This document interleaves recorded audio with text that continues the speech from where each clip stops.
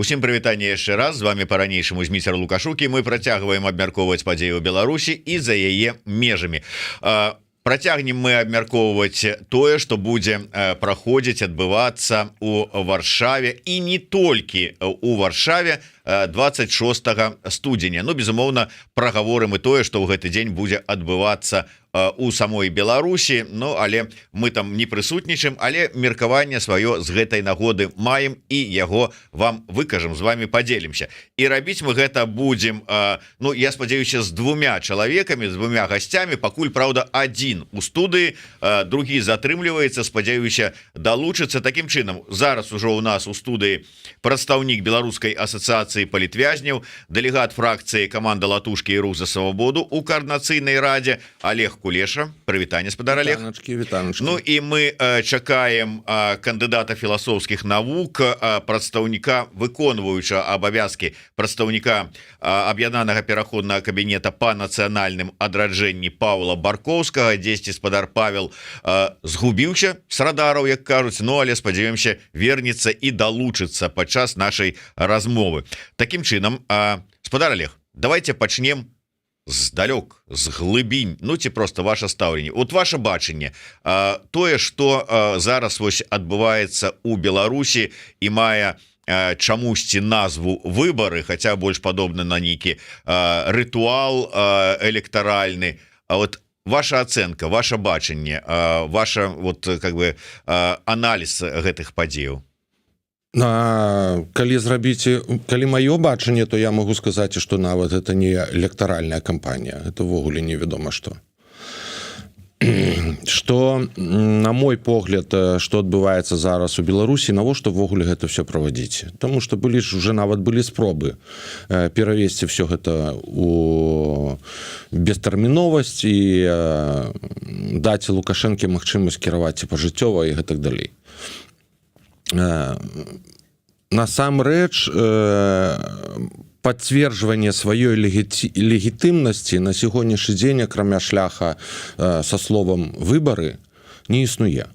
Для таго, каб тебе прызнала міжнародная супольнасць, для таго, каб тебе прызнавала грамадства, міжнароднае прычым. Я хочу падкрэсліць міжнароднае, таму што беларускае грамадства зараз у палоне і у яго магчымасці сказаць некае слово цалкам адсутнічае. Для гэтага патрэбна праводзіць і штосьці накшталт падобнага цырку, які адбываецца там. Як прыклад, мы можам паглядзець, як выкарыстоўвала Расійская Федэрацыя свае вось гэтыя рэферэндумы і ўсё астатняе на захопленых тэрыторыях. То бок яны рабілі рэферэндум, потым такія ж самыя недавыбары некія, і нібыта яны маюць уладу і так далей. Прычым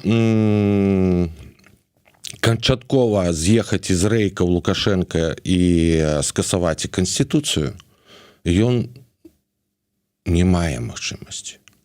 Ён можа яе перапісаць, і можа яшчэ штосьці зрабіць, і гэта было неаднаразова, але цалкам скасаваць і сказаць усяму сусвету, што у нас Канстытуцыя болей не працуе, не можа. А ў Канстытуцыі пазначана, што права выбара.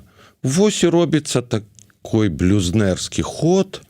Я прашу прабачэння, адгукнуўся спадар Баркоўскі. Ну, філосаф, што зробіш, паблытаў час. Таму ці можам мы яго далучыць зумам? Я скінуў спадару Павлу спасылачку на зум, зараз мы яго паспрабуем далучыць зумам. Так, пішу яму, каб ён заходзіў праз зум. Будем чакаць, што далучыцца, таму што кажа, што магчыма прыбягу пад самы канец праграмы. Ну што нам тут пад самы канец праграмы? Альбо абмяркоўваем сур'ёзна, альбо, ну, как бы, што зробіш. Таму спадзяемся, што гэта прадстаўнік, афіцыйны прадстаўнік аб'яднанага пераходнага кабінета. Ну, да, вот хай бы вот і трымаў адказ за ўвесь пераходны кабінет. Ну так. Выбачайце, што перабіў, так вяртайцеся дадому. А што вяртацца? Блюзнерство, яно і в Афрыцы блюзнерство. Скажите мне тады, калі ласка, а навошта на блюзнерство, якое, ну, как бы тады атрымліваецца, сур'ёзныя людзі не павінны заўважаць ці звяртаць на яго увагу, даваць свой адказ нейкімі сваімі акцыямі? А вот у вас так, то мы зараз вот тут в адказ правядзём вот гэта. А не, прабачце, гэта рэакцыя на тое, што вось у вас вось тут, а мы будзем рабіць вось так і гэтак далей. Ну, я таксама лічу, што гэта просто выкарыстоўваецца сістэма выбарчая для таго, каб гэта паказаць. Но гэта трэба зразумець. Лукашенко вядзе беспаспяховую вайну супраць свайго народа і супраць міжнароднага грамадства дзеля захавання сваёй улады. І таму будуць выкарыстоўвацца любыя магчымасці, каб весці гэтую вайну. Вайна інфармацыйная. Будзе выкарыстоўвацца любы накірунак. Як ужо пайшло шматвектарнасць, то бок яна будзе выкарыстоўвацца. І для гэтага могуць выкарыстоўваць і до выбары, не да выбары, все што заўгодна. Будзе выкарыстоўвацца вось гэты народнае адзінства, яшчэ чагосьці, але самае відовішнае, што яны нічога самі не ўмеюць. Таму тое, што ім пазначылі савецкая звяза, яны так робяць гэтыя не да выбары, а ўся сістэма барацьбы, яна цалкам спісана з дэмакратычных сіл. І прычым не з 20-го года, а цалкам. За ўвесь час. Просто што яны карыстаюцца зараз сістэмай такой, што вось, а давайте павучымся. У Варшаве робяць марш, ну давайте мы таксама штосьці зробім, некі там прабегі, яшчэ што-небудзь. А ў 20-м годзе людзі самі пачалі рабіць маршы, прабегі, яшчэ штосьці. Трэба гэта выкарыстоўваць. Ну ось і такім шляхам. Ну вось да нас далучыўся хай сабе і зумам, але ну як там кажуць у такіх выпадках, спадар Павел, дыялектыка, што зробіш? Что трошки пераблытаў час, бачыце, не синхронізаваны з беларускім. Ну, дзякую ў любым выпадку, што сарыентаваліся і хуценька падлучыліся. Заўсёды прыемна вас бачыць, безумоўна, жыўцом у студыі, ну але у дадзеным выпадку добра, што так сарыентаваліся усе, і мы, і наш гукаінжынер, і вы таксама. Спадар Павел, я хацеў бы, мы тут пачалі з Олегам вот менавіта з гэтай тэмы, і можа быць вы выкажаце сваё стаўленне як чалавека, як філосафа, ну і як прадстаўніка ўсё ж таки аб'яднанага пераходнага кабінета. Тое, што зараз адбываецца ў Беларусі, якую б вы ацэнку гэтым падзеям, гэтым мерапрыемству, там кожны по-рознаму называюць, там это чамусьці называюць выбарамі, тут кажуць альбо праз спецаперацыю, альбо пра рытуал электаральны. Ваша ацэнка? Я калі гляжу на лічбы, як справаздач, так і, в прынцыпе, афіцыйных дакументаў, я бачу, што ў Беларусі зараз адбываецца катастрофа. Катастрофа па шэрагу параметраў. Я бачу, што адбываецца ў сістэме адукацыі, я бачу, якія рэпрэсіі зараз адбываюцца ў сістэме культуры, колькі людзей проста выязджае з Беларусі і як мы губляем імклівы чалавечы капітал. І ведаеце, калі мне кажуць пры гэтым, што у Беларусі адбываюцца нейкія выбары, і што на гэтых выбарах можна сапраўды абіраць нейкую альтэрнатыўную павестку, то, ведаеце, гэта іначай як здзек ужо не ўспрымаецца. Таму што калі ўсе кандыдаты ідуць не насуперак галоўнаму, а ў яго падтрымку, я так разумею, што ўсе яны так ці інакш працуюць на тую самую сістэму, якая прывяла краіну цяпер да катастрофы. І калі так разважаць, я проста не разумею, як беларусы могуць агулам штосьці выбіраць, калі для них не створаныя ніякія умовы для выбару. Ну, по вялікаму рахунку, мы-то с вами ўсё ж таки давно у павесцы. Я вот не ведаю, наколькі ўсё ж таки Олег там давно-недавно у актыўным палітычным жыцці, наколькі подазраю, ўсё ж таки давно, але ну такая сітуацыя была ну фактычна ад якога? Ну як мінімум ад 96-го года. Што змянілася? Ну можа новыя там больш дасканалыя сістэмы там ці метады фальсіфікацыі прыдумалі, а так выбару-то не было. Я болей магу нагадаць, у 94-м выбару-то не было. Просто гэта адзіныя выбары, калі яны прайшлі сумленна, і все. Ну чаму? Там табе быў выбор, там табе быў і Шушкевіч, і Пазняк, і Карпенко. Я не па кандыдатурах. А вся справа тым, што яшчэ ў 94 годзе трэба мець разуменне, што беларускага народа не было выбару пазбавіцца ад былога савецкага. Ніхто не прапановаў. Ну гэта вы ўжо глыбака ў філасофію палезлі ўжо ўсё ж таки. Мы так, тут кажам пра працэдуры ўсё ж таки. Так у нас вось філосаф ёсць, можа штосьці скажа. А вы вырашылі лаўры яго это самае перахапіць. Разумееце, калі мы кажам не пра працэдуры, зразумела, што фальсіфікацыямі выбараў беларусаў ужо наўрад ці здзівіш за гэтыя апошнія 30 гадоў. Калі казаць не пра працэдуры, а менавіта пра умовы, у якіх все зараз адбываецца, то відавочна, што тыя умовы, у якіх мы назіраем нібыта кампанію 25-го года, гэта умовы, у якіх яны беспрэцэдэнтна жорсткія, такіх умоў не было ніколі. У тым сэнсе такой колькасці палітычных зняволеных, такой колькасці рэпрэсаваных медыя выціснутых з краіны, недапушчанага ніводнага нават для смеху незалежнага кандыдата, пры гэтым як бы з відавочнымі істотнымі праблемамі грамадскага канфлікту, які ніяк не вычарпаны да гэтага часу. Ну, гэта як бы цяжка параўнаць нават. Да, зразумела, працэдуры засталіся такімі, що ўлады працягваюць гнаць іх на датэрміновыя выбары, невядома дзеля ўжо чаго, відаць, проста рытуальна. Але агулам сітуацыя такая, што беларускім выбаршчыкам проста не пакідаюць сапраўды аніякага выбару, акрамя як мы там прапануем з боку палітычных сіл проста ставіць крыж супраць усіх, калі цябе на гэтыя выбары ўсё ж такі сілком загналі.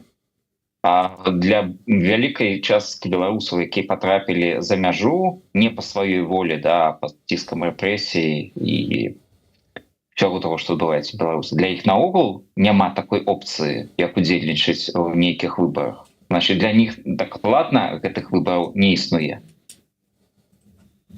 Ну, калі казаць пра беларусаў, якія за мяжой, опцыю для іх стварылі. Адкрылі выбарчыя участкі спецыяльна для тых, хто знаходіцца за мяжой, але ў самой Беларусі 6 участкаў, здаецца, стварылі, і па сведчанні старшыні так званага цэнтра выбаркама ўжо цэлых 15 чалавек прыехалі і прагаласавалі, скарысталіся сваім правам. Але Олег, можа быць, ёсць ўсё ж таки нейкія кантакты з людзьмі, як кажуць, на вялікай зямлі. Якія там настроі, як людзі ставяцца да ўсёй гэтай сітуацыі? Я чаму пытаюся? Таму што да мяне даходзяць, ну, как бы такія настроі, што, ну, ты ж разумееш, беларусы зараз апынуліся ў сітуацыі, у якой яны не адзін раз у гісторыі апыналіся, калі трэба выжываць. І каб выжыць, трэба ісці і прагаласаваць, а то прыйдуць, ведаеце, як прыходзілі падчас збора подпісаў з 2 кніжкамі, сюды ты записываешь, хто галасуе, а сюды, хто не прагаласаваў, тады сюды запішам. Не зусім вы маеце рацыю. Вся справа тым, што сувязь з зямлёю ёсць. Ёсць, і зямля размаўляе, і там вельмі шмат людзей, якія хочуць байкатаваць выбары, якія хочуць штосьці прыдумаць, любы магчымы сродак, каб выказаць сваё «не». І вось ідэя дэмакратычных сіл аб тым, што прыйсці на выбары і паставіць крыжык супраць усіх, гэта, магчыма, упершыню, я магу сказаць, што гэта больш-менш разумная ідэя. Таму што вось глядзіце, у войскаў Ізраіля існуе такі тэрмін, што калі вайсковец, жаўнер трапляе ў палон, яму адразу дзяржава прашчае ўсё на будучыню. Там іншае стаўленне. Вось, напрыклад, у расейцаў стаўленне, калі ты патрапіў у палон, ты павінны сябе, ну, забіць, каб не трапіць у палон, яна ж з савецкіх часоў была. Але фактычна, калі мы разглядаем, што наша краіна, а так дзейсна ёсць, і весь народ знаходзіцца ў палоне, попусціце яго і патлумачце, што дзейсна вам трэба выжыць. Мы павінны захаваць сваю нацыянальную ідэю. Сітуацыя насамрэч вельмі складаная. Все гэты недавыбары, все гэты падпісанні дарожных мапаў, все, што робіць Лукашенко, ён гаворыць, што я буду кіраваць і сваім княствам толькі пакуль жывы. Калі я вам далей дам дазвол жыць са сваім стаўленнікам, дзе ён увесь час гэта нагадвае, ну гэта ж мы разумеем, што гэта бздура, тады вы будете далей існаваць як незалежныя. Зараз стаіць гостра пытанне яшчэ аб незалежнасці, яна ўжо даўно страчана, умоўна страчана, але яшчэ такая існуе Расійскай Федэрацыі, патрэбна, каб было нейкі хаврус, што не адны яны. І таму сітуацыя ў сярэдзіне на земле у людзей вельмі складаная. Я непасрэдна лічу тое, што калі ты прыйдзеш і прагаласуеш супраць всех, гэта лепшы варыянт. Чаму? Я дакладна ведаю, што калі мала прыходзіць людзей, падрабіць выбары прасцей. Прасцей. На датэрміновым галасаванні ўкінуць стэчку 200-300 паперак, і яна будзе ляжаць. Калі людзі будуць прыходзіць і галасаваць, у тых, хто патрабляе выбары, яны будуць павінны, прымушаны будуць чакаць і да апошняга, пакуль не закрыецца выбарчы участак, і ўжо закідваць гэта все напрыканцы. А потым сядзяць падлічваюць. Усё роўна сярод падлічальных ёсць КДБ. Яны ўсё роўна робяць так званую сваю справаздачу. Ну, не все ж КДБ дебілы. Я разумею, што большасць, но не все. То бок інфармацыя все роўна дойдзе і сюды. Таксама, што тое, што мы робім тут у Польшы, даходзіць непасрэдна да зон. Гэта як непасрэдны удзельнік, я вам магу сказаць, што яно даходзіць туды. Любое вялікае аб'яднанне беларусаў тут, яно даходзіць туды. То бок, калі даходзіць да зон, то даходзіць і да людзей у вёсках, у мястэчках, у гарадах. Людзі ўсё роўна на сувязь выходзяць і пытаюцца, ці варта нам так рабіць, ці не варта нам так рабіць. І мы тут з'яўляемся зараз цягніком, які будзе цягнуць і всю нашу краіну. Менавіта мы. Хто вам сказаў, што калі вы апынуліся тут у замежжы, то все, у вас уже все скончылася? Не халеры. Толькі пачынаецца. Спадар Павел, вот акурат такі пасля таго, як з'явіўся фільм выраблены сумленнымі людзьмі, пачалі казаць пра тое, што вот, глядзіце, дэмсілы, усе эти офісы, кабінеты заклікаюць людзей ісці на выбары. Хоць гучала фраза пра тое, што калі у вас няма іншага выйсця, вас прымушаюць, заганяюць, пагражаюць, ідзіце, не стаўце пад пагрозу, ідзіце, але прагаласуйце супраць усіх.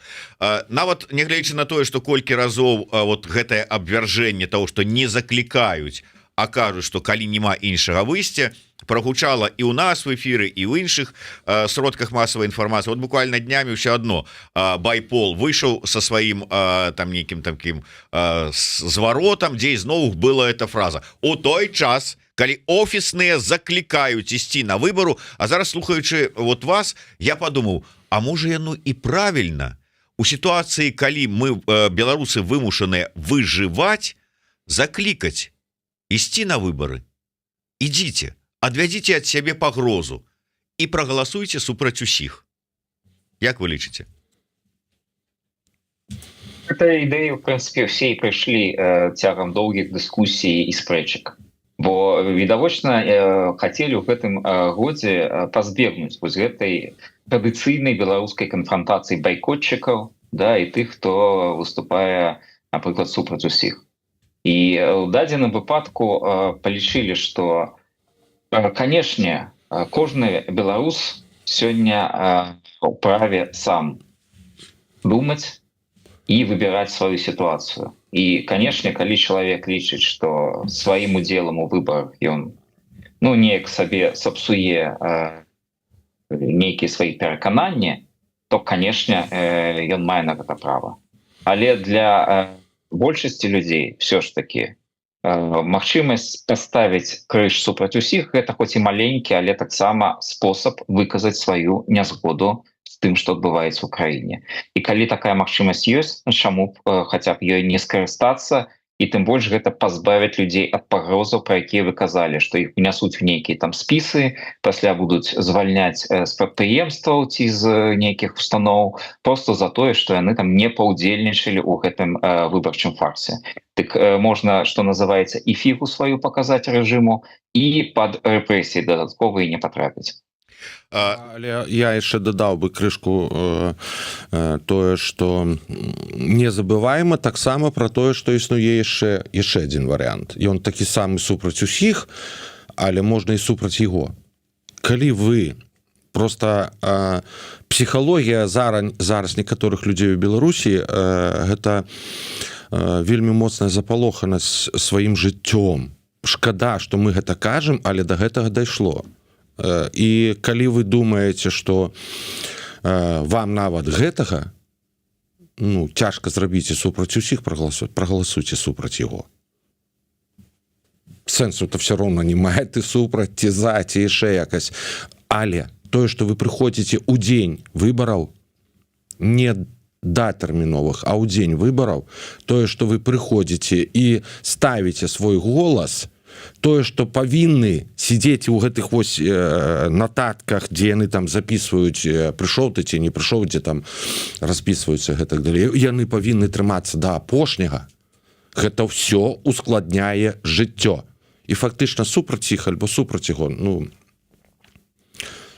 адзінае па сумленню ставіце ці за яго, такое сабе. Я яшчэ раз кажу, гэта мой асабісты такі удакладняльны мой погляд, скажем так. Спадар Павел, да вас будзе пытанне, асабліва з улікам таго, што яго задае нам Вожык Патрыёт, але мы так з Олегам ужо закранули яго трошку. Можа быць, акурат такі і ваше меркаванне, і глыбей на гэтую тэму глянем. Вожык пытаецца, ці была ўвогуле ад пачатку згода наконт неабходнасці акцыі ў гэты дзень? Бо можна было пачуць галасы, што не варта прыцягваць увагу да цырку.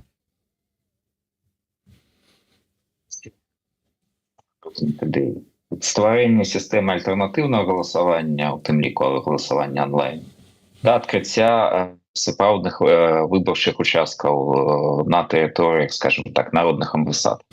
Але сапраўды перамагла хутчэй візія таго, што мы не павінны настолькі шмат увагі і высілкаў прыкладаць менавіта да гэтай выбарчай імітацыі.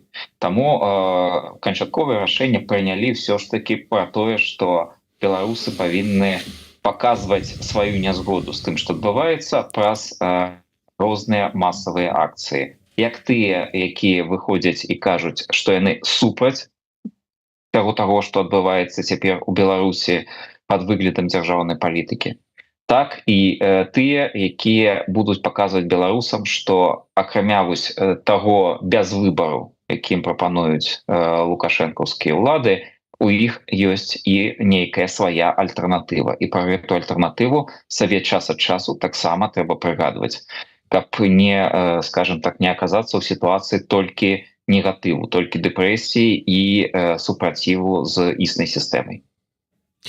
Такім чынам, вось у нас зараз ёсць акурат такі ў студыі два чалавекі, якія адказныя, іх не два, конечно, іх больш, але вось гэтыя канкрэтныя адказныя за марш, які будзе і мітынг, які будзе адбывацца ў Варшаве 26 студзеня, пачатак о 12 гадзіне на пляцу Трох крыжоў, і называецца акцыя «Не мой выбор». Олег, пару словаў пра акцыю. Дзе, што, як, які фармат? Тут фармат у выглядзе вялізнага шэсця. Непасрэдна маё стаўленне і мая думка, што нас наперадзе чакаюць вельмі цяжкія. Нас, я маю на ўвазе ў замежжы. Тому что мы фактычна не маем права раздзяляць нас беларусы ў Беларусі, беларусы ў замежжы.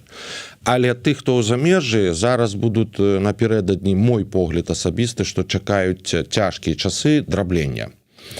Гэта драбненне вельмі выдатная праца ФСБ і КДБ, вельмі выдатная праца саміх беларусаў, і гэтак далей. Да гэтага пытання я зараз не буду звяртаць увагу, але... Я на яго звярну увагу, выбачайце, што перабіваю, акурат такі знялі з языка. Я ведаю, што ў гэты ж дзень, фактычна ў гэты час, троху паблізу, але на іншым месцы, будзе праходзіць таксама акцыя і таксама шэсце, якое арганізоўваецца Вольнай Беларусю.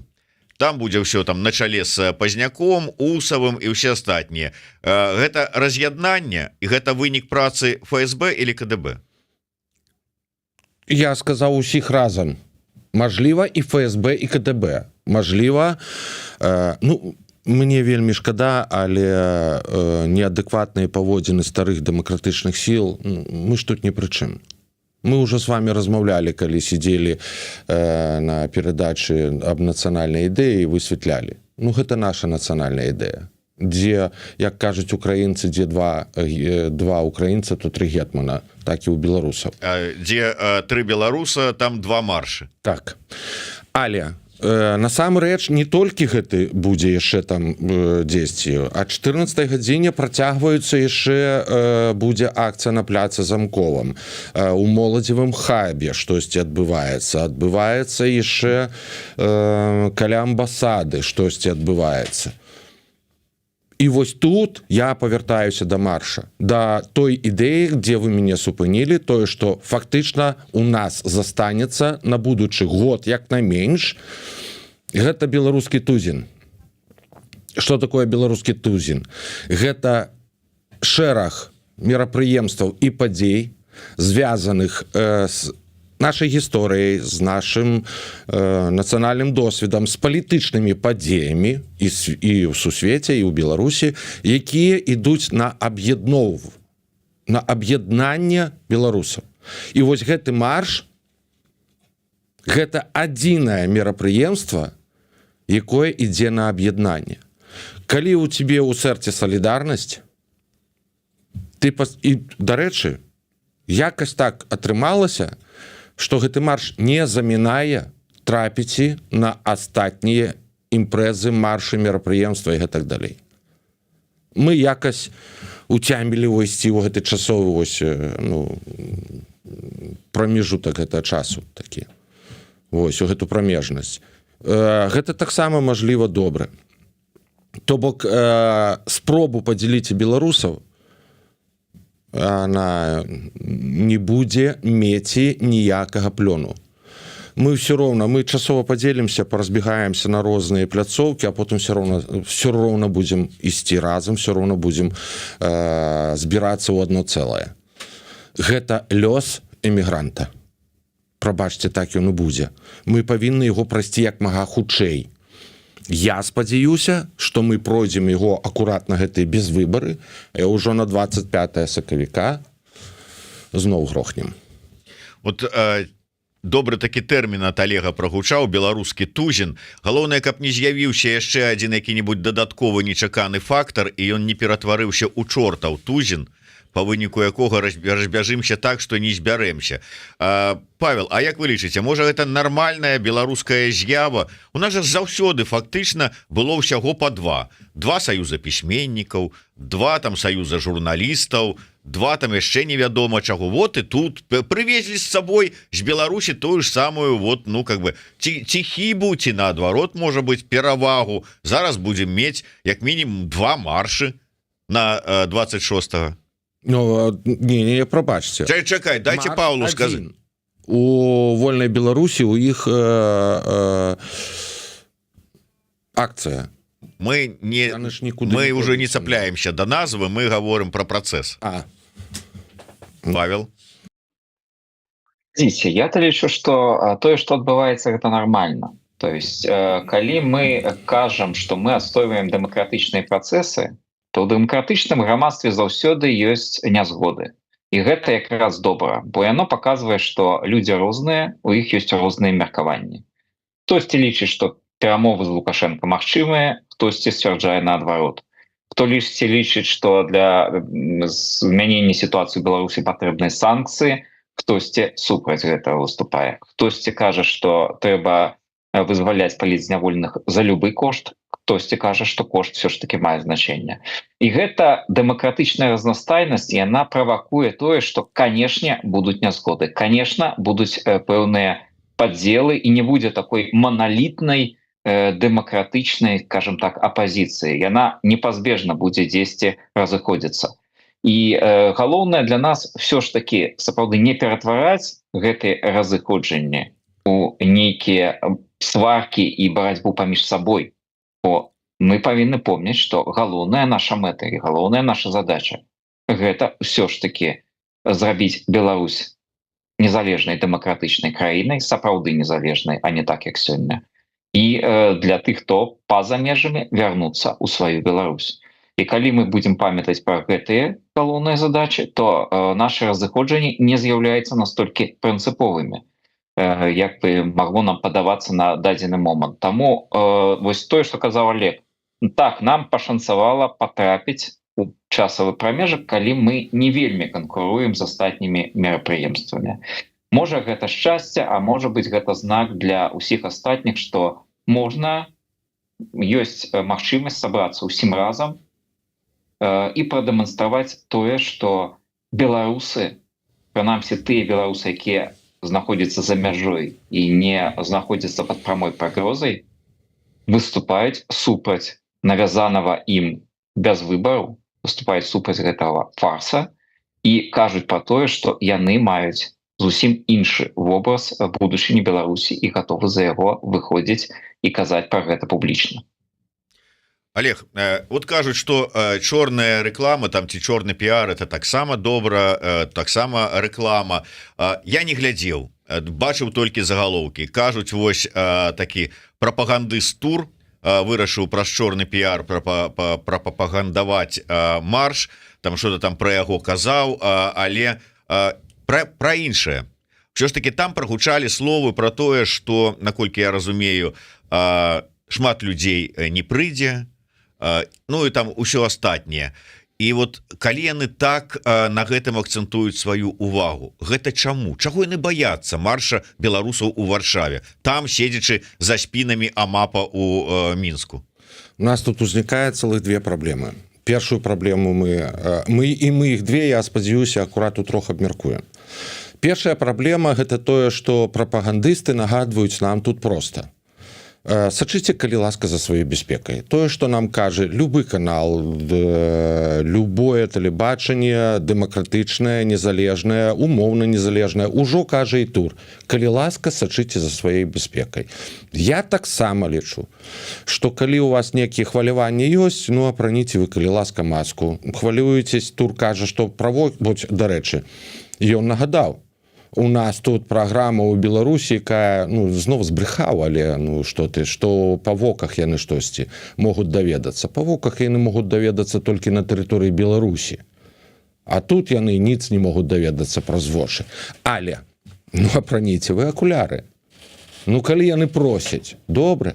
Я скажу, што гэта будзе вельмі цудоўна, таму што у гэты дзень жа акурат у Польшы таксама тут адбываецца сваё вельмі вялізнае мерапрыемства і трэба чакаць шмат людзей у Варшаве. Вось. І тое, што польскае грамадства будзе сачыць за тым, што людзі ідуць у масках, для іх паўстане пытанне, што гэта адбываецца, чаму так? І гэта пытанне сур'ёзна падыме праблему беларускага пытання тут у польскім грамадстве. Тое, што фактычна дзесьці штосьці не дагаворваецца усімі цалкам. Што насамрэч у беларусаў ёсць вельмі сур'ёзныя складанасці, што в закладніках знаходзіцца цэлая дзяржава. З аднаго боку гэта добра. Мэты бяспекі ўсё роўна трэба сачыць за імі. І я могу сказаць, людзі, мы прайшлі 20-й год. У 20-м годзе закутваліся так, я сваю будучую жонку не мог пазнаць. разам стаялі на прыпынку. Я не мог. Укутваліся ногі, рукі, все што заўгодна, і мы здолелі гэта прайсці. Тут все прасцей. Тут маска, акуляры. Хто здольны, хто мае магчымасць, возьміце вы гэтыя маскі там по 11-17 злотых там прадаюць на нейкіх інтэрнэт-крамах і так далей. Зрабіце яшчэ штосьці такое. Кпін такі дакладны.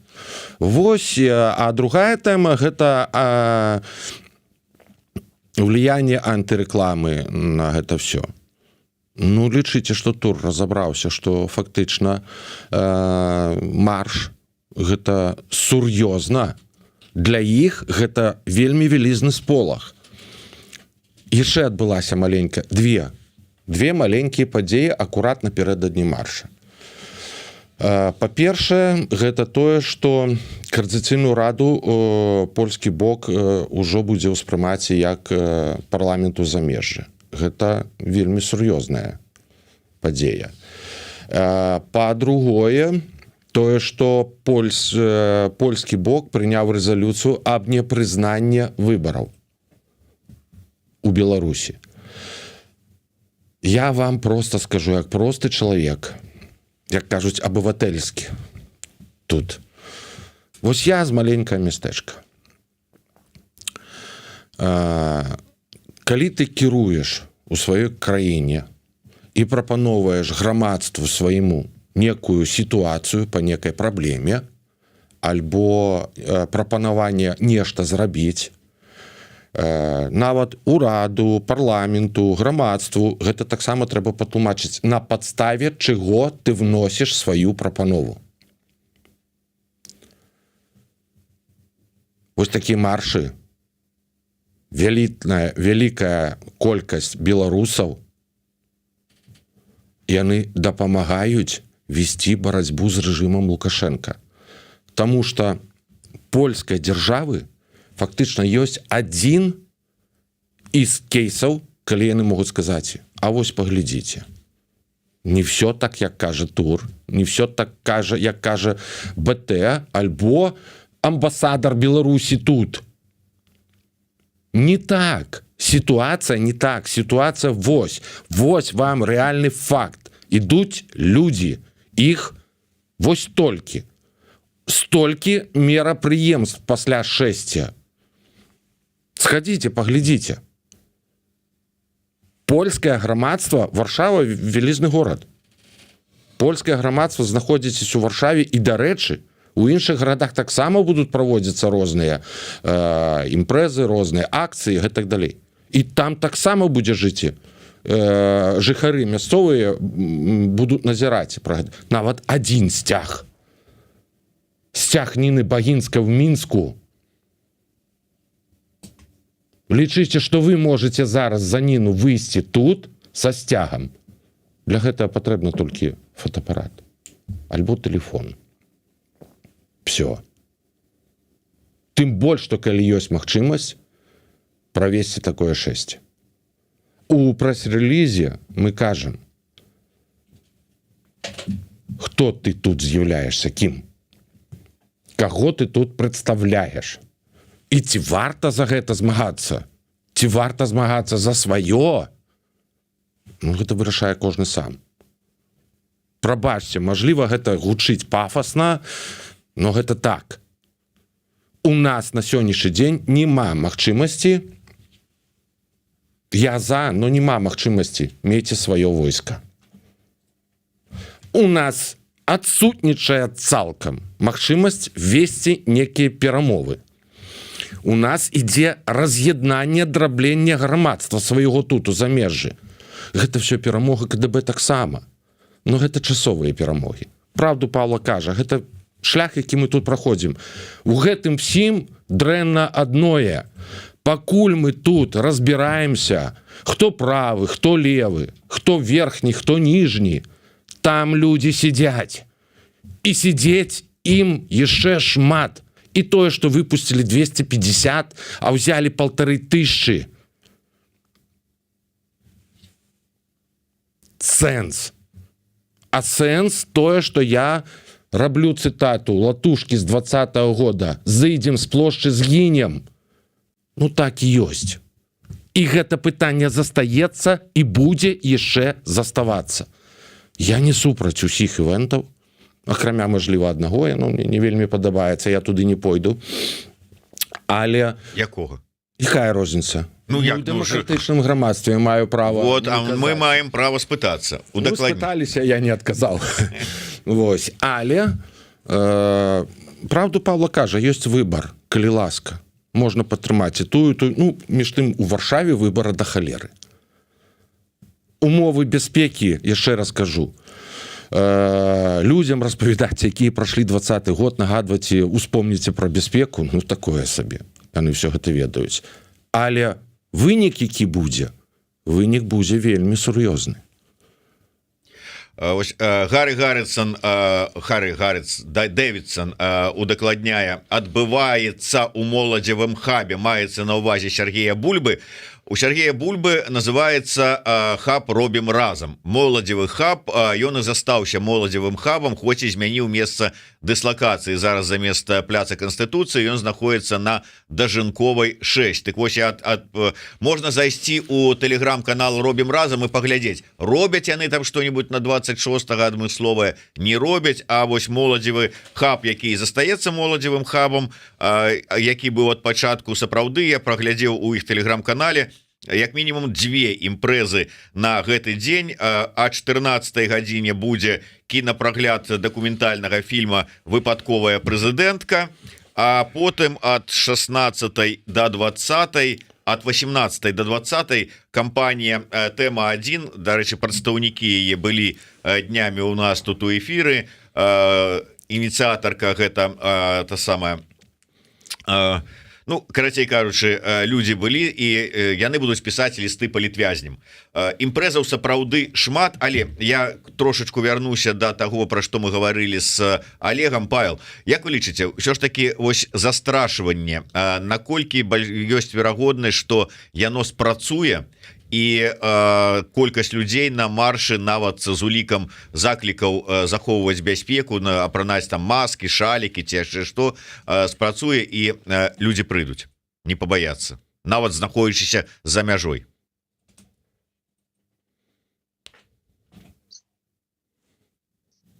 Штосьці з гукам. Трэба баяцца не тых, хто супраць цябе, а трэба баяцца абыякава.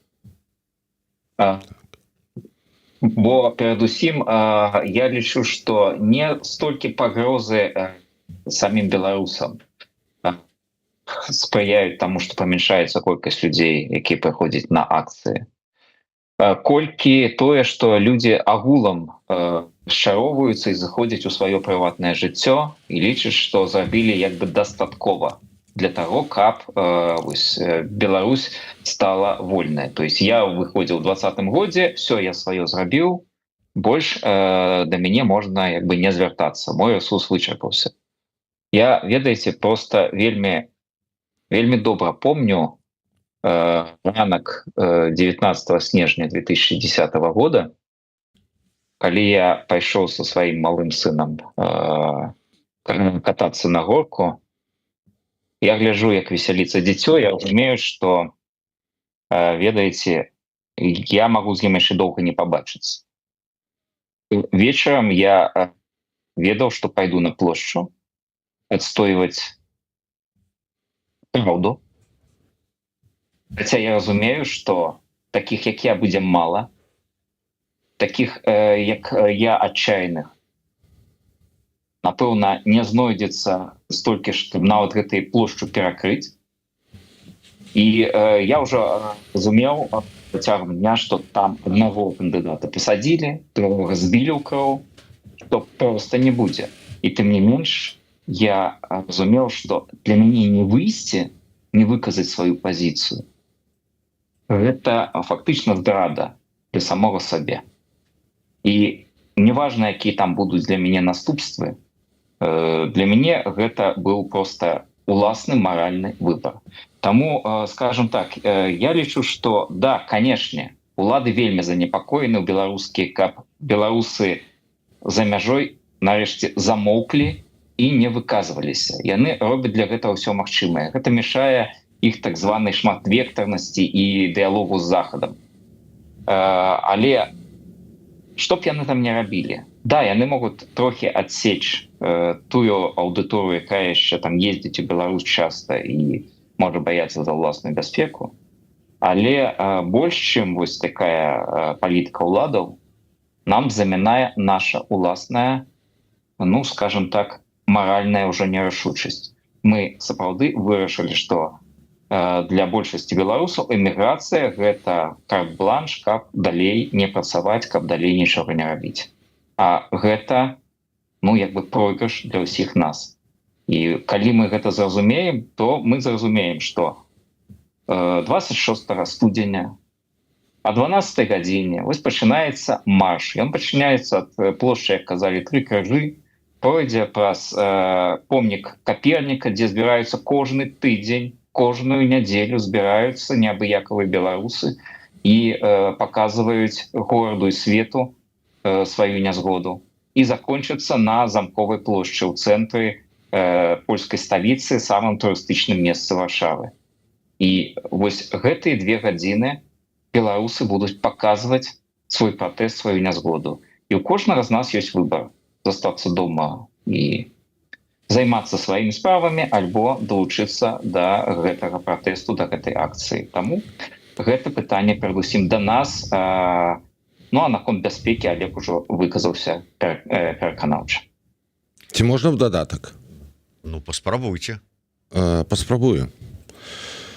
Я уже тут таксама 2 гады і таксама маю невялічкі досвед, канешне, мажліва, меней, чым у кагосьці больш тут ёсць. Але ведаеце, што самае цікавае? Што тыя, хто ездзяць туды-сюды, яны прыйдуць. Тыя, хто не маюць магчымасці ехаць, яны скажуць: у нас у доме там сваякі. Прычым адно да аднаго сувязі не мае. Аніякага. Гэта бздура. Справа 104, якая была зроблена 25-го на Дзень волі. Вынікі: 2-3 чалавека канфіскавалі жытло. Всё. Нават 104 невядомых цалкам усіх. Хто яшчэ чуў пра гэту справу? Весна дзесьці знайшла, дзесьці яна напісана, да суду яна даведзена? Нема. Гэта блюзнерства чарговае, гэта манна. І самае галоўнае, як я якась тут у адной з перадач, у адным з эфіры я казаў, што нам трэба зламаць і сістэму Лукашэнкі, якую ён прыдумаў для сябе. Так. Дык вось, у гэтай сістэме самы галоўны прынцып — гэта цішыня і несвядомасць людзей. Выказвайце замест праўды тое, што патрэбна ведаць. Суадносна знесці гэты рэжым, зламаце яго, знішчыце ўшчэнт, каб яго болей не існавала. І чаго палохаецца ад Губазіка да КДБ все. Я ўжо не кажу прапагандыстаў, рэжым і гэтак далей. Про Лукашэнку я пра них не распавядаю, тому што, ну, у Лукашэнкі моц ёсць, у астатніх яны ніхто. Галоўныя гэта вось непасрэдна людзі, якія трымаюць зброю, і людзі, якія трымаюць грошы. Прабачце, гэта так і ёсць заўжды ў палітыке і ў дзяржавакіраванні. Дык вось у них яны палохаюцца толькі аднаго. Гэта мне сказала выбітная кабета яшчэ ў 20-м годзе, я яе цалкам падтрымліваю нават сягоння. Рэжым заўжды будзе палохацца толькі аднаго: агалоса і праўды. Зараз мы голас. Ну, зараз ад нас залежыць. Я не супраць розных поглядаў. дэмакратыя, магчыма, яна такая. Чаму я кажу, магчыма, яна такая? Таму што беларусы фактычна яны не ўмеюць жыць пры дэмакратычным грамадстве. Наша дзяржава стварылася, калі яго не было, гэта дэмакратычнае грамадства, і яно не жыло ніколі пры гэтым дэмакратычным грамадстве. Таму казаць, што беларусы умеюць жыць, я не сказаў, што гэта не дэмакратычная нацыя альбо яшчэ што-небудзь. Но тое, што яны умеюць у гэтым грамадстве жыць, гэта такое сабе. Мы павінны павучыцца жить. Але ўсё роўна у тебе застаюцца абавязкі, твои унутраныя абавязкі, якія у тебе знаходзяцца тут. Ну і просто патрэбна, каб ты сумленна для сябе вызначыўся, ці ввогуле ці беларус ты, ці так. Ну что ж, для того, каб вось адказаць на гэтае пытанне, якое нам агучыў Олег Кулеша, ўсё ж таки варта далучыцца да марша, які будзе адбывацца 26 студзеня у Варшаве о 12 гадзіне пачатак ад пляца Трох крыжоў і далей, як казаў вось Павел Баркоўскі, да помніка Каперніку, дзе звычайна збіраюцца беларусы кожную нядзелю, і на пляц Замковы. Я гляжу на афішу мерапрыемства, яна, дарэчы, ёсць у нас таксама на сайце, у анонсе зашыта спасылачка на мерапрыемства, у Фейсбуку створаная. Пералік тых, хто будзе браць удзел, і спікераў, выступоўцаў: Святлана Ціхановская, Павел Латушка, Анжеліка Мельнікова, Стася Гліннік, Вячеслав Сіўчык, Павел Баркоўскі, Вячеслав Барок, чамусьці не указаны Олег Кулеша, а таксама Піт Паўлаў, Кацярына Ваданосава і Алесь Дзянісаў. Гэта ўсё ж таки гаворка ідзе пра марш, ці гэта будзе у таких наших даўніх беларускіх традыцыях маршаў, калі у канечнай кропцы яшчэ і нейкі мітынг з канцэртам? Павел? Олег, кто тут больше молодой? Які ж марш без боевой песни? Чтобы видовочно, что завершать мы будем голосно, как нас чули по всей Варшаве. Завершать мы будем таким концертом с нашими вядомыми музыкамі, які там у тым пералічаныя у афішы. І гэта, скажем так, дадатковая моц, эмацыйная підтрымка таго асноўнага паведамлення, сігнала, які мы дасылаем беларусам у краіне, іншым народам, ну і ў космас агулам, про тое, што беларусы, яны не згодныя з тым не нашым выбарам, якім прапануецца рабіць, і што галоўнае для нас сёння гэта, як мы і казалі тут, захаваць Беларусь. Таму будуць і выступы, будуць і спевы, будзе ўсё, каб паказаць, што Беларусь не ўмерла, што Беларусь жыве. І нам яшчэ патрэбна дапамога. І гэта вось акурат залежыць ад беларусаў у Варшаве. Хай ласка. Я ведаю, валодаю інфармацыяй тое, што да нас у Варшаву едзе 350-метровы сцяг. Нам патрэбна 120 чалавек толькі каб яго несці. Таму мы чакаем, каб людзі дапамаглі гэта зрабіць. У нас будуць прымаць удзел таксама яшчэ і школка дудароў, эліты талер. З аднаго боку, падаецца, нібыта не... Ну, звыкласць такая. Дудары, нашэсце яны дудары. Ідуць з намі заўжды. А можа, гэта наша новая такая выбітная беларуская адметнасць, і калісьці ў будучай вольнай Беларусі у нас будзе новыя маршы свае такія. Ну, я не маю на ўвазе там войскі і так далей, я народныя маршы маю на ўвазе. Можа быць, гэта новае штосьці мы тут нарадзілі. Ужо зрабілі. Школка дудароў, яна знізу адкрылася самастойна. І, дарэчы, мы там узгадалі пра моладзевы хаб і гэтак далей, а пляцоўкі ўжо працуюць. Вось возьміце выставу ў музеі вольнай Беларусі зараз ёсць. Вы былі? Я быў. вельмі цікавая выстава. Вы зараз пра строй Кацярыны Ваданосавай? Не пра строй Кацярыны Ваданосавай. 30 год кіравання Лукашенко. Это да, Вакарова. Так. Дарэчы, вельмі цікавая выстава. Да, вельмі цікавая выстава, я яе ўжо бачыў, тым больш што Еўрарада пэўным чынам спрычынілася да таго, што ўвогуле гэтыя плакаты, гэтыя працы у Артура Вакарова з'явіліся. Не, безумоўна, гэта яго творчасць, ну але мы чым маглі дапамаглі. Але ў рамках таго, у рамках барацьбы з гэтым рэжымам і ўсё астатняе сягоння таксама ў тым музеі імпрэза. Ну так, безумоўна, імпрэзаў шмат. Дарэчы, адразу па заканчэнні вось марша і таго выступа як палітыкаў, так і музыкаў, які будзе па заканчэнні марша гэта не наш выбар, будзе адбывацца вялікі форум беларусы годныя лепшага. Гэта як працяг такога мерапрыемства, і гэта таксама паралельна з тымі акцыямі, мерапрыемствамі, імпрэзамі, сустрэчамі, якія будуць адбывацца на іншых пляцоўках, як і ў згаданым моладзевым хабе, так і ў музеі вольнай Беларусі, так і на іншых пляцоўках. Адзінае, вот вы казалі про тое, что вот мы там вот з Беларусі там прывезлі тое, там сёе, традыцыі, ну там традыцыі двух маршаў паралельных, напрыклад, а традыцыю дрэннай агучкі мерапрыемстваў таксама прывезлі з Беларусі. Калі там будзе мегафон, які ўжо ў другіх шэрагах ніхто не чуе, не разбярэ, што кажуць. На сённяшні дзень на двух кропках.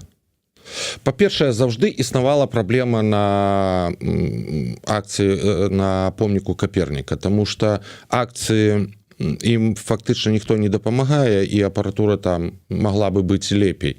Я спадзяюся, што пасля марша усе, хто маюць некае, ну, скажем так, нейкі ўплыў, звярнуць на гэта ўвагу і набудуць крышку, хоць крышачку апаратуры. Гэта я ў бок офіса кажу. Вось. А гэта праблема на сягонняшні раз у нас выдатна вырашана, улічваючы тое, што першая кропка ў нас фактычна пазначана для старта і пачатка. Там таксама будзе апаратура, но на сягонняшні дзень мажліва, не мэта згодна выкарыстоўваць непасрэдна ў першай кропкі вельмі вялізную апаратуру. На астатніх кропках будзе стаяць на канчатковай кропке і сцэна з згоднай апаратурай, будзе стаяць нам музей вольнай Беларусі, дзякуючы ім дае, дапамагае апаратура, і ў них сур'ёзная апаратура. Гукачы будуць ад палітвязняў працаваць на помніку Каперніку, таму у гэты раз пытанне, я лічу, амаль што вырашана. Будзе нармальны гук. Але я яшчэ раз кажу,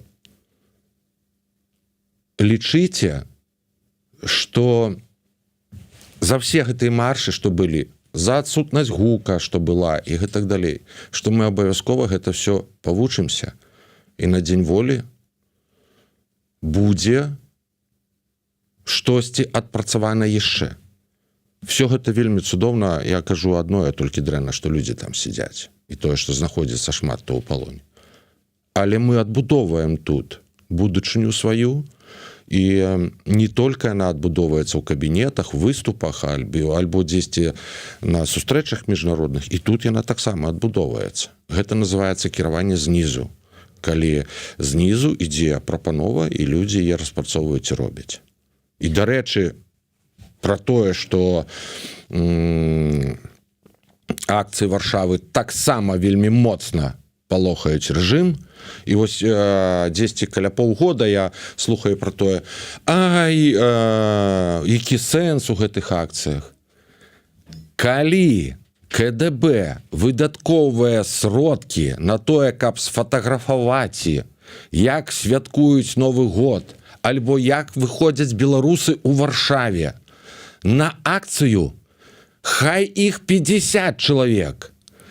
Но у КДБ на гэта патрачаны сродкі, у Губазіка на гэта патрачаны сродкі. Гэта таксама барацьба з рэжымам. Беларускія сельскагаспадарчыя установы, палі не вытрымаюць не нарадзіць беларуская земля столькі бульбы, каб у Лукашэнкі былі свае дварцы, і яшчэ жыравала гэта панства, не вытрымаюць, а эканомікі там уже амаль няма. А санкцыі трымаюць, не даюць гандляваць не каліем, ну так, абыходзяць яны там, но гэта все не плён. Санкцыі трымаюць з гэтага боку. І беларусы таксама трымаюць з гэтага боку. І нават калі будзе страчана лукашэнкаўскім фашысцкім рэжымам колькасць сродкаў на тое, каб прывесці сюды шпіка, які будзе фатаграфаваць альбо яшчэ што-небудзь, гэта таксама сродкі, гэта таксама грошы, і гэта таксама знішчэнне гэтага рэжыма. Яно падаецца, што нібыта незаўважна, невялікія там сродкі, даст там колькасць там грошай яшчэ чаго-небудзь. Ну гэта сродкі. Калі з аднаго, з другого, з трэцяга, з чацвёртага, вось можа і плён розных мерапрыемстваў. Хай назбіраюць сваіх КДБшнікаў па ўсёй Варшаве, каб прыйшлі ў кожнае мерапрыемства. Загнуцца не назбіраюць. Ну а мерапрыемстваў сапраўды будзе шмат, як мы уже сказали. Прычым мерапрыемствы будуць гэтыя не толькі ў Варшаве, будуць у іншых гарадах Польшчы, Літвы, нават у іншых краінах. Я ведаю про тое, што будуць розныя мерапрыемствы у Швецыі, у Нямецчыне, у іншых краінах, у Чэхіі таксама. Карацей кажучы, можна шмат перечисляць, але пералічваць, але давайте пачнем з таго, вось чаго і пачнецца фактычна 26 студзеня. Гэта марш, вялікі марш, які распачынаецца о 12 гадзіне з пляцу Трох крыжоў і потым ідзе да помніка Каперніку і на пляц Замковы. Паралельна будуць адбывацца іншыя мерапрыемствы. Можаце і выбіраць любое, галоўнае выйсці, далучыцца і праявіць сваю салідарнасць. Дзякуй вялікі. Я нагадаю, што у нас у эфіры былі Павел Баркоўскі, выконваючы абавязкі прадстаўніка аб'яднанага пераходнага кабінета па нацыянальным адраджэнні, і Олег Кулеша. Хто лепей тут зараз сказаць? Дэлегат фракцыі каманда Латушкі і Руху за свабоду Координацыйнай рады, ну і в прынцыпе это прадстаўнік Беларускай асацыяцыі палітвязняў. Ну добре. Што не так? Ну больш мусіць все ж таки палітвязень. Ну так, ну значит меняем месцамі. Дзякуй вялікі яшчэ раз заклікаю ўсіх далучацца да акцыі, мерапрыемстваў, шэсцяў, маршаў і ўсяго астатняго, што будзе ладзіцца 26 студзеня. Да сустрэчы. Жыве Беларусь. Жыве вечна.